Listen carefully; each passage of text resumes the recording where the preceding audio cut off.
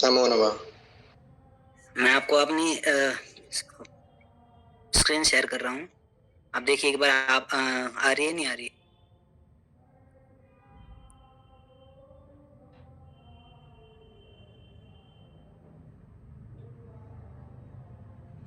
आ रही है आपकी आवाज?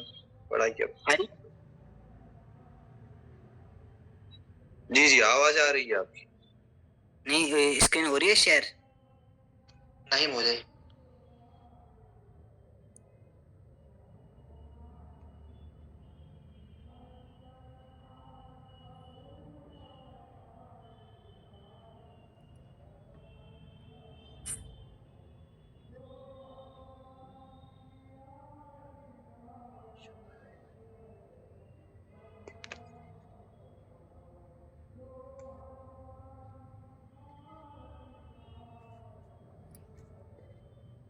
मुझे दिख रहा है, अब दिख रहा है?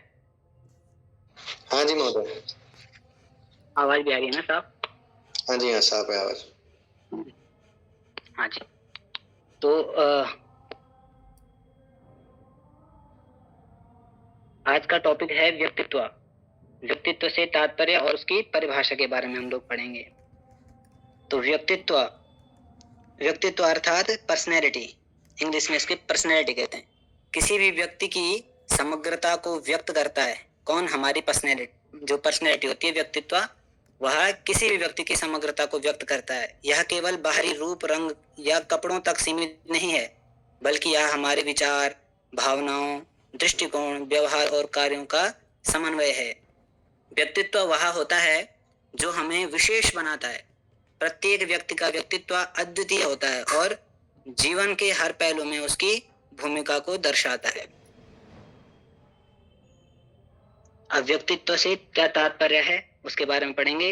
व्यक्तित्व का अर्थ है व्यक्ति के आंतरिक और बाह्य गुणों का सम्मिलन। यह शारीरिक, मानसिक, भावनात्मक और सामाजिक पहलुओं का मेल है। व्यक्ति के सोचने, बोलने और कार्य करने का तरीका उसके व्यक्तित्व का प्रतिबिंब है। उदाहरण के लिए, एक आत्मविश्वासी व्यक्ति का व्यक्तित्व उसकी भाषा और कृत्यों में झलकता है, जबकि एक संकोची व्यक्ति की छवि उसके व्यक्तित्व में स्पष्ट होती है।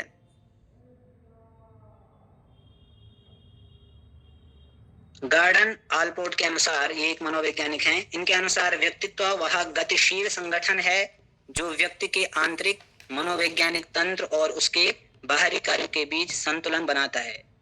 जॉन वाटसन के अनुसार व्यक्तित्व वह सब कुछ है जो व्यक्ति के व्यवहार को अन्य व्यक्तियों से भिन्न बनाता है। अब व्यक्तित्व के कुछ तत्वों के बारे में पढ़ेंगे। व्यक्तित्व के विकास में कई तत्व योगदान करते हैं, जिनमें कुछ नंबर 1 पे है शारीरिक तत्व, यानी फिजिकल एलिमेंट्स। जो शारीरिक तत्व होता है उसमें व्यक्ति का शरीर, रूप, रंग और संरचना, शारीरिक भाषा और हाव भाव व्यक्तिगत व्यक्तित्व का हिस्सा होते हैं। दूसरे नंबर पे आता है मानसिक तत्व, यानी मेंटल एलिमेंट्स। इसमें सोचने और निर्णय लेने की क्षमता, बुद्धिमत्ता और रचनात्मक का योगदान होता है। तीसरे नंबर पर आता है भावनात्मक तत्व, यानी इमोशनल एलिमेंट्स। इसमें भावनाओं पर नियंत्रण और संतुलन, धैर्य और मानसिक स्थिरता आती है। चौथे नंबर पे आता है सामाजिक तत्व, यानी सोशल एलिमेंट्स। इसमें समाज में अन्य लोगों के साथ संबंध, संवाद कौशल और सामाजिक तालमेल होता है। आध्यात्मिक तत्व भी आता है एक, जिसको स्पिरिचुअल एलिमेंट्स कहते हैं, जैसे नैतिकता, मूल्य और आस्था, आत्मा और आध्यात्मिकता का प्रभाव। अब व्यक्तित्व के प्रकार के बारे में पढ़ेंगे। मनोवैज्ञानिकों ने व्यक्तित्व को मुख्य रूप से 3 प्रकारों में बांटा है। सबसे पहले आता है बहिर्मुखी व्यक्तित्व, जिसको आंग्ल भाषा में एक्सट्रोवर्टेड पर्सनैलिटी भी कहते हैं। ऐसे लोग जो बहिर्मुखी व्यक्ति वाले लोग होते हैं, ऐसे लोग सामाजिक होते हैं। वे मिलनसार वाले व्यक्ति होते हैं और आत्मविश्वासी और स्पष्टवादी होते हैं। ये कोई ऐसा कार्य नहीं करना चाहते जिससे लोग अप्रसन्न हो। अधिकांश बहिर्मुखी व्यक्ति जो होते हैं वो सेनापति बनते हैं, शासक बनते हैं अथवा राजनीतिज्ञ भी हुआ करते हैं। ये बहिर्मुखी के बारे में हमने पढ़ा। अब आता है अंतर्मुखी व्यक्तित्व, यानी इंट्रोवर्टेड पर्सनैलिटी, ऐसे लोग अपने विचारों और भावनाओं में खोए रहते हैं, वे शांत रहते हैं, सोच विचार में डूबे रहते हैं और कम बोलने वाले होते हैं। आत्मविश्वास की इनमें कमी होती है। अंतर्मुखी व्यक्तित्व ही चित्रकार बनते हैं, दार्शनिक बनते हैं, कवि बनते हैं। अधिक विचारशील होने के कारण ये उत्तरदायित्व से डरते हैं। उदाहरण के लिए हम न्यूटन को ले सकते हैं। जैसे न्यूटन जो थे वो बहुत लंबे समय तक ये सोचते रहे कि उन्होंने जो प्रधान कृति प्रिंसिपियल लॉ दिया था उसको प्रकाशन करूं या ना करूं, तो ये बहुत लंबे तक सोचते रहे।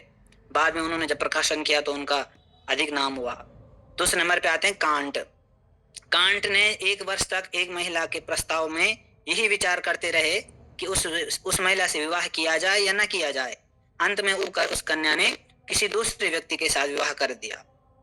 तो ये होते हैं अंतर्मुखी व्यक्तित्व के व्यक्ति। और 30 नंबर पे आते हैं उभयमुखी व्यक्तित्व यानी एम्बिवर्ट पर्सनैलिटी वाले व्यक्ति। इनमें क्या होता है, इनमें बहिर्मुखी और अंतर्मुखी दोनों गुण होते हैं। वे परिस्थितियों के अनुसार प्रतिक्रिया देते हैं। अब व्यक्तित्व के विकास के बारे में पढ़ेंगे।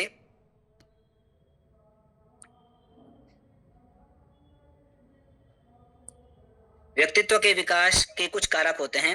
व्यक्तित्व के निर्माण और विकास में कई कारक योगदान होते हैं, जैसे जैविक कारक जिसको बायोलॉजिकल फैक्टर्स भी कहते हैं। जेनेटिक्स यानी आनुवंशिकी, व्यक्ति के गुणसूत्र और डीएनए व्यक्तित्व को प्रभावित करते हैं। शारीरिक संरचना, व्यक्ति का स्वास्थ्य और रूप रंग की भूमिका निभाते हैं। मनोवैज्ञानिक कारक भी इसी में आता है, यानी साइकोलॉजिकल फैक्ट्स। व्यक्ति की सोचने और समझने की प्रक्रिया और आत्म आशंका और आत्म प्रेरणा मनोवैज्ञानिक कारक के अंतर्गत आते हैं। सामाजिक 30 नंबर पे आता है सामाजिक और पर्यावरणीय कारक यानी सोशल एंड एनवायरमेंटल फैक्टर्स, जिसमें परिवार और समाज का प्रभाव होता है। स्कूल, दोस्तों और सांस्कृतिक वातावरण का योगदान आदि इसके अंतर्गत आते हैं। अब इसके कुछ महत्व को समझते हैं। व्यक्तित्व से महत्वम। व्यक्तित्व हर व्यक्ति के जीवन में अहम भूमिका निभाता है। जैसे नंबर 1, सामाजिक जीवन में सफलता। एक प्रभावशाली व्यक्तित्व व्यक्ति को समाज में सम्मान और क्या कहता है, पहचान दिलाता है। यह अच्छे संबंध बनाने और सामाजिक स्वीकृति प्रदान करने में मदद करता है। दूसरे नंबर पे आता है व्यक्तिगत विकास। व्यक्तित्व आत्मविश्वास को बढ़ाता है और आत्मसम्मान को बनाए रखता है। यह कठिन परिस्थितियों में भी निपटने में मदद करता है। तीसरे नंबर पे पेशेवर जीवन में सफलता। एक अच्छा व्यक्तित्व नौकरी में तरक्की और टीम के साथ बेहतर तालमेल स्थापित करता है। प्रभावी संवाद और नेतृत्व के लिए व्यक्तित्व महत्वपूर्ण होता है। अब इसके निष्कर्ष पे बात करते हैं। व्यक्तित्व किसी व्यक्ति की संपूर्ण पहचान है। यह केवल बाहरी दिखावे तक सीमित नहीं है, बल्कि यह हमारे आंतरिक गुणों, विचारों और व्यवहारों को भी प्रकट करता है। एक अच्छा व्यक्तित्व जीवन को सकारात्मक दिशा में ले जाता है। सामाजिक, व्यक्तिगत, व्यावसायिक सफलता की कुंजी यही बनाता है। व्यक्तित्व को निखारने के लिए आवश्यक है कि हम लोग सकारात्मक सोच रखें, आत्मविश्वासी बने और अपने गुणों का विकास करें। व्यक्तित्व का विकास न केवल हमारे जीवन को सफल बनाता है, बल्कि समाज को भी बेहतर बनाने में मदद करता है।